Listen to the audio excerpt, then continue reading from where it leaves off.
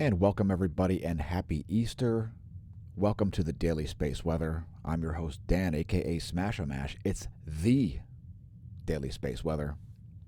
And we're looking at the sun here in colorized magnetogram composite along with 171 angstroms to see sunspot 2813 forming right here under my pointer. Spontaneous beta class sunspot forming does increase the probability of solar flares and indeed coronal mass ejections. There is still a watch for coronal mass ejections in place. In other news today, we'll also be talking about how patrons see it first, and more about the beta class sunspot and the rest of the data we normally show. Let's get to it. Here's another full disk view of the closest star in 193 angstroms coronal hole there in the southern hemisphere. And at the end of actually throughout the entire past 24 hours, you can see the formation of sunspot 2813. And beta class sunspots are more likely to produce solar flares. And you can see it trailing that North Pole oriented coronal hole system right here. Let's show it in another wavelength. How about the full disk view in 171 angstroms? My favorite SDO wavelength. It's iron 9. And let's zoom in a little bit. Here's the northern hemisphere. And we're going to zoom in even further and show you the magnetogram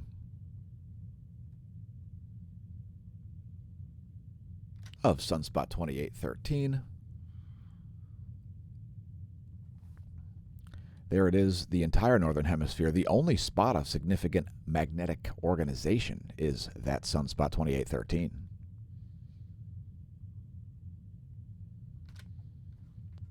Here's a diagram of the solar system. This is where stuff is today. And there's where things will be in a 1 week. 1 week, we'll see another new moon. My favorite phase. Here's a star chart for you. If you're up before dawn, you may see Saturn and Jupiter rising ahead of the sun. If you've got clear skies and a view of the ecliptic, and especially the eastern horizon, feel free to pause the video if you need to look at that for longer. The 10.7 centimeter radio flux only at 73 as the solar polar field reversal takes its good old time, taking forever, really. We saw this large spike here at the beginning of solar cycle 25. And now a lengthy period with quite low levels of solar activity. This black line here is the 1-year chart of the 10.7 centimeter radio flux, the most proportional data set to sunspot number, which is the red line. And you can find that graph at solon.info. We don't see any NOAA alerts or anything like that. No expectations of geomagnetic activity of any particular interest. Here's a quick view from the LASCO C3.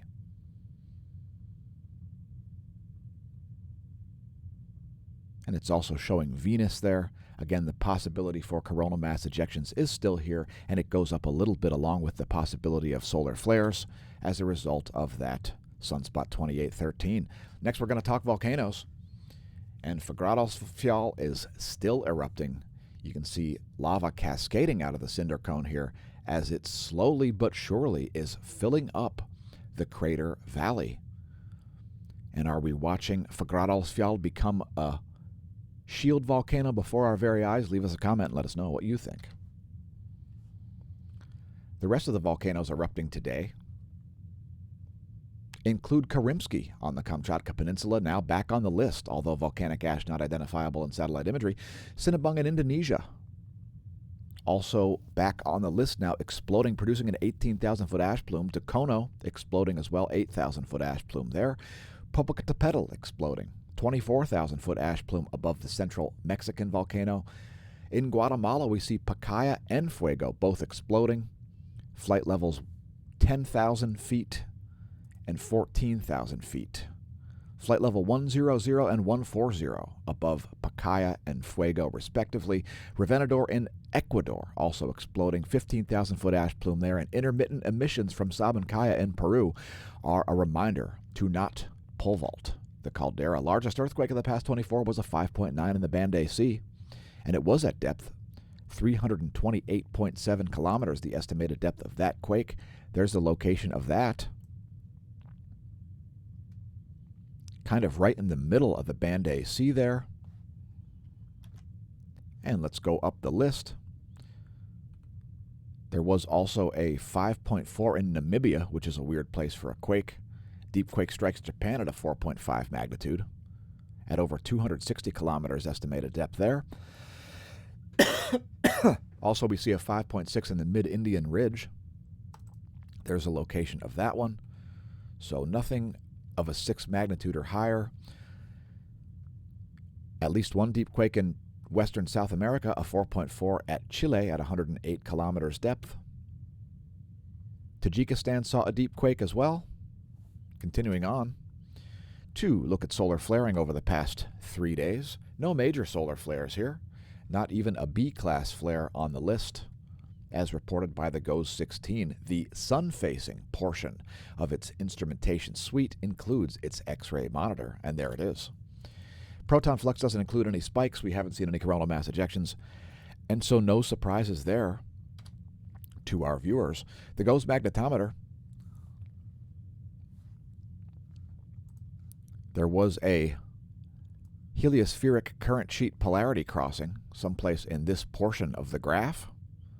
And we're actually seeing fairly high lows here, as these N's and M's stand for noon and midnight local time for the GOES-16 satellite.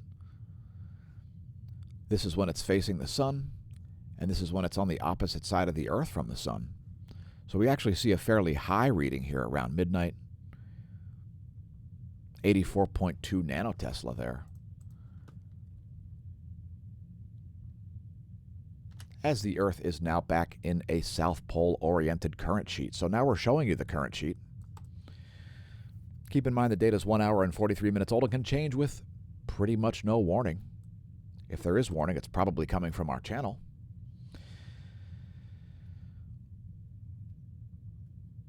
And as we forecasted yesterday, the Earth now in the South Pole current sheet shown here in red. Here's the latest image. Still showing the North Pole current sheet. Again, the data is a couple of hours old here. Here's the line of sight coronal hole plot. And we see a fairly blank solar disk here, except for that sunspot. All the coronal holes in the Earth-facing portion of the sun are pretty much gone, although there is one associated with the South Pole right here, slowly rotating in. We'll be keeping an eye on that. And when I say ion, well, the pun is intentional. Here's a line of sight ecliptic plane field plot also, which also shows you the line for the B field. So this also gives you some insight into which is the dominant field, folks. That wavy blue line there, you can see it's in the South Pole current sheet and in the North Pole current sheet. It's kind of showing you which current sheet you would be exposed to if you were at a different spot in orbit. It also shows you the solar magnetogram. And let's continue on. The KP index, a measurement of global geomagnetism, is currently at 1, having been only at 1 or 0 over the past 24 hours. Next, the real-time solar wind, which is pretty uneventful here over the past 24. We did see a recent small uptick in the density, as well as a shift in the phi angle here happening as we did show prep.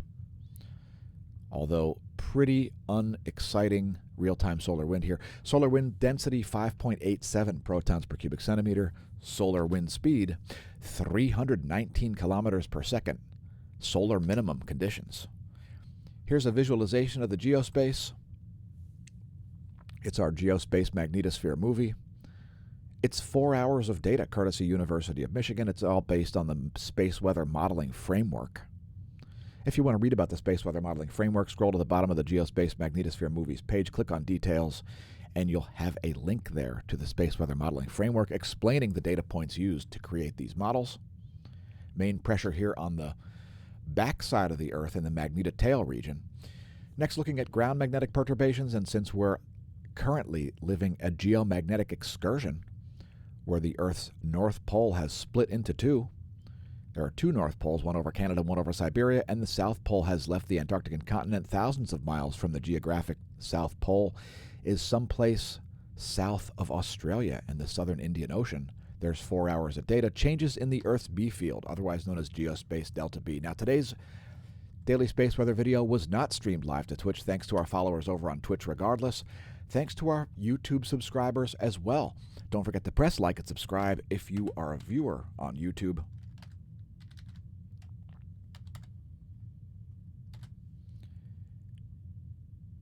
And let us know what you think of the recent changes to the channel.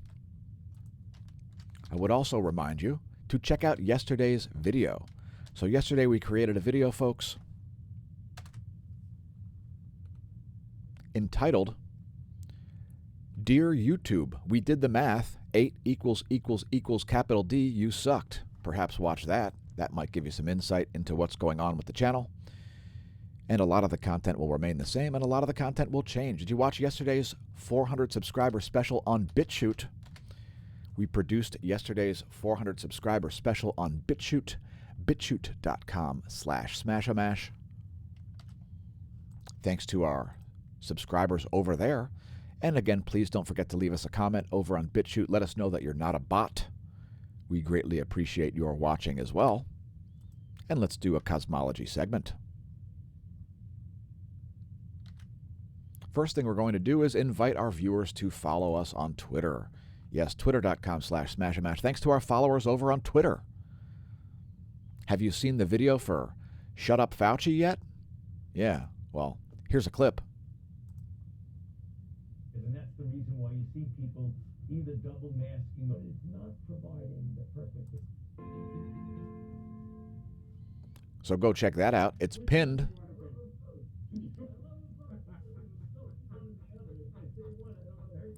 It's pinned on our Twitter.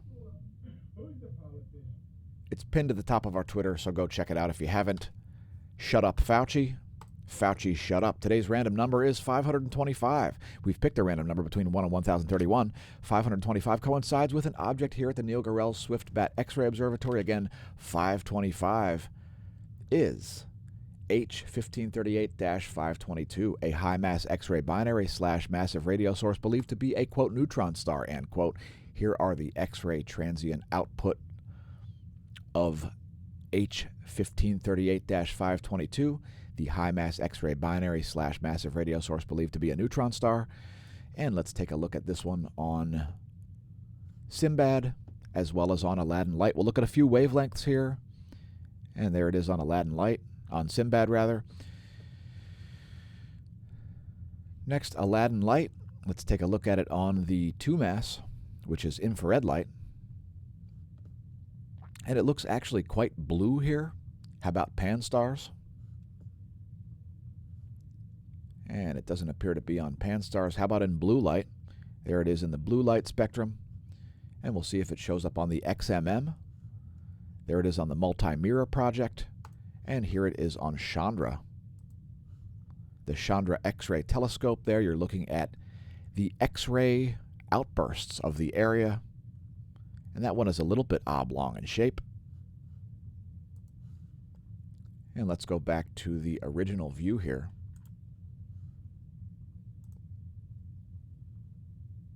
And we'll zoom in on that. You can see some color variations there. It's high-mass X-ray binary H1538-522, a catchy name. And if you want to look up your favorite transients, head to the Neil Gorell Swift-Bat X-ray Observatory. Let's take a look at what's going on from Sagittarius A star, the core of the Milky Way galaxy. There are the outputs in X-ray from Sagittarius A star. Looking pretty average here over the past 30 days, which is this bottom frame. And let's check one more while we're doing cosmology segments.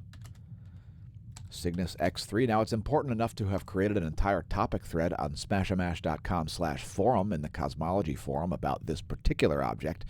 High-mass X-ray binary Cygnus X3. There are the transient outputs from that. It's the brightest intrinsic object in the Milky Way galaxy. Yes, the brightest object visible from our galaxy, from our solar system, is indeed Cygnus X3, the tail of the swan, Deneb. It's in an X-ray loud state right now, and it's recently uptick over the past couple days. No more about that. Let's talk about stellar eggs. Various different phenomena have convinced astronomers and cosmologists and astrophysicists that these are stellar eggs. Why is that? Because, well, mainstream astronomy believes that when they see an outflow from a star, it's because the star has recently been born. Sadly, this is incorrect, as we have never seen a star born and we've never seen a star die. And without going into all of the issues regarding gaseous plasma stars and other ridiculous theories about the evolution of stars and their intrinsic properties, which we won't get into in this video, these are likely not stellar eggs. And a little more about this image here. This image here is what it's showing you, it's showing you jets that are oriented in different directions. So if you see a blue jet like this one here, this jet is moving toward you. This jet here is moving away from you. And where you see white colors, that is actually neutral. So those are the still areas. And like this whole system here is all moving toward you. These blue jets are kind of oriented in your direction. And these red jets are all oriented away from you. And there's a story about it on SciTech Daily. Astronomers spot, quote, stellar eggs, end quote, near center of Milky Way hatching into baby stars. Now, again, I would reiterate the fact that we've never seen a star born or a star die, and there are great misunderstandings as to how stars behave. And without going further into that, that's today's cosmology segment. We're keeping it kind of short for today's video. Let's get back to other relevant data here, such as the electron flux. So here's the electron flux over the past year as reported by Solon.info. And you can see very low levels of electron flux here over the past 24. Here is the 3-day chart. It's the GOES 16 electron flux. Briefly made it into warning territory here on Friday. Our patrons would already know about that. Again, patreon.com/smAsho if you want the latest information. Here's the forecast for the electron flux, which is that green box.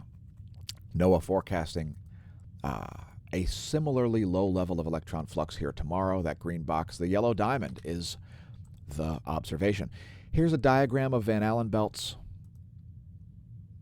The Earth usually has 2 of them, and did you know that during times of geomagnetic storm, a 3rd Van Allen belt can form? It's true, folks. Keep in mind, distances are listed here in miles. So here's the total electron content forecast. This is showing you the full air column up to where your GPS satellite may be located. It'll show you where GPS errors are likely to occur, which is mainly around the equator at noon. And we show it daily because it's part of the daily space weather regimen. Here's another diagram of the atmosphere. It's showing you distances in kilometers, and we show this daily as well to show folks where the F layer is. The F layer of the ionosphere. And here's a frequency map of that. We're showing you a full day of data here, and we see some rapid charge-ups here over the central Atlantic Ocean, as well as over South America here. Areas south of the equator are seeing rather anomalously charged up zones. And this map shows you 15 minutes per second in vibrational frequency, millions of vibrations per second known as megahertz. Sadly, the resolution is only 1 megahertz, but this will show you major changes. And our videos are geared for a very certain specific aspect of space weather. I won't get into it in today's video. Here's the latest image coming through at 10:15 Universal Time. Things looking fairly normal there at that moment. Next, meteorology subjects. And just so you know, folks, we do very specific types of content on these daily space weather videos for a reason. Look for them to get even more and more specific here at Smash News Network, least busted name in news. So here are the jet streams of the Western world. And we see some quite extreme behavior here in the northern Atlantic Ocean. And the areas east of Greenland have some extremely high seas actually going on right now. There's a massive pressure gradient there. Here are the jets of the eastern world. And we see some pretty major kinks here over places like the Himalayas, which really isn't that much of a surprise, as the Himalayas are so huge that they actually cause constant changes in the shape of the jet stream in the northern hemisphere. We also see an extreme bend here over eastern Australia. A sudden 180-degree turn here over only a few hundred miles. And it looks like it's going to make for some hot temperatures there in northeastern Australia. Shout out to Kimberly. And now we're actually showing you the high seas here. One of the features of windy.com is to show waves. And you can see this region up here east of Greenland. We've got 35-foot waves up there. Could make for a bad day for Viking sailing. And let's show the pressure that we normally show. And that is caused by this massive pressure gradient here. We have very high pressure here over the Isle of Greenland, and then we have very low pressure out here in the North Sea. And we're going to advance this into tomorrow. Here's where we expect pressure cells to be at 1300 Eastern Time according to the Euro forecast. Here's the GFS forecast. Again, there's the Euro forecast, and there's the GFS. Next, a real-time lightning map. I like to use lightningmaps.org for my real-time lightning maps. And lightning pretty calm at this moment. Here is the U.S. Doppler radar map. And we see some precipitation here over eastern PA. If you're wondering where we're located, SMASH staff and I are located right about there in Lehigh Valley, Pennsylvania. If you're a new viewer, leave us a comment and let us know where you're located. If you want some specific weather forecasts and so on, let us know in the comments. We're always considering meteorology videos, and we've actually got a playlist for it. It's coming. Next, looking at the cloud layer over the lower 48. I would note this onshore flow here. We've got an atmospheric river flowing onto Nova Scotia, coming straight out of the Atlantic Ocean. And here's the water vapor map, which will show you a good view of that. It's an atmospheric creek. I would also note this area of compressed low pressure here. We've got compressed low pressure, if that makes any sense.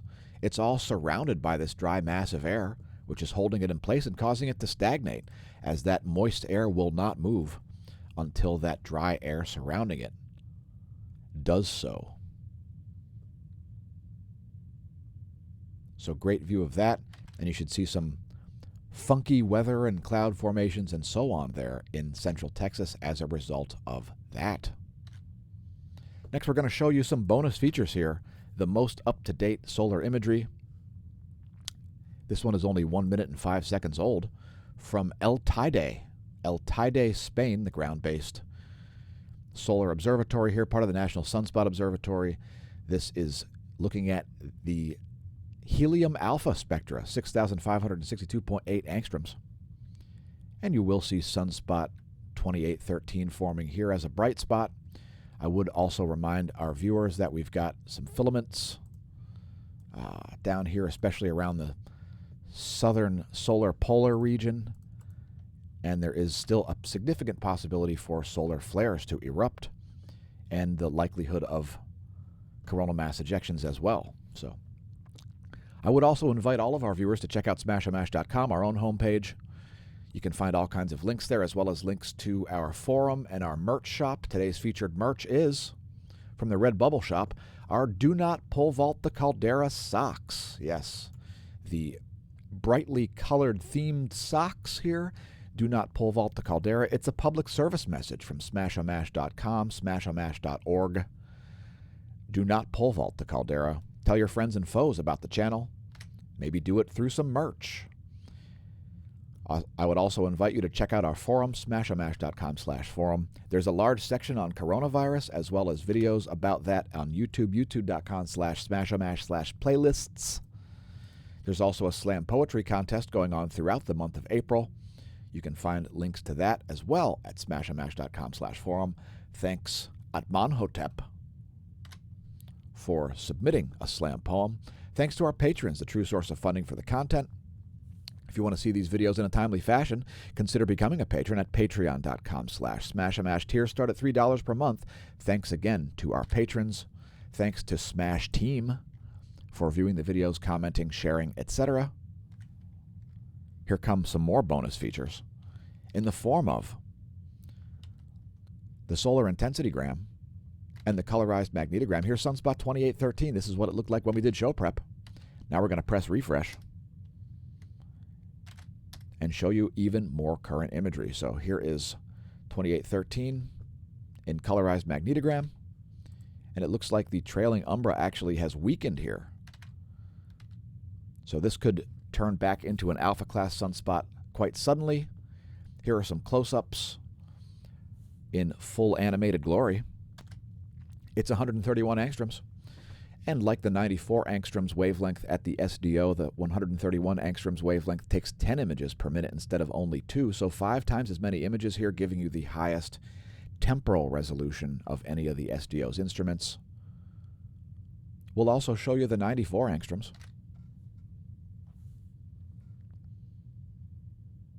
And give that a minute to initialize.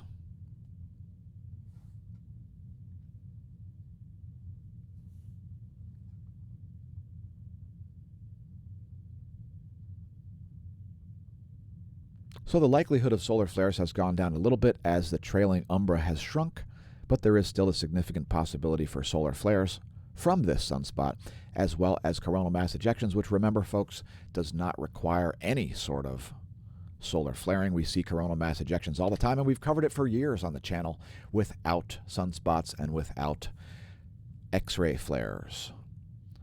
So last but not least, here's 171 angstroms. Thanks for tuning in, folks. Remember, stare at the sun, attempt to understand the physics, don't drink, and if you do, don't drive. Seriously, don't drive. And welcome once again to the Neo-Renaissance, folks. May that solar wind be at your back.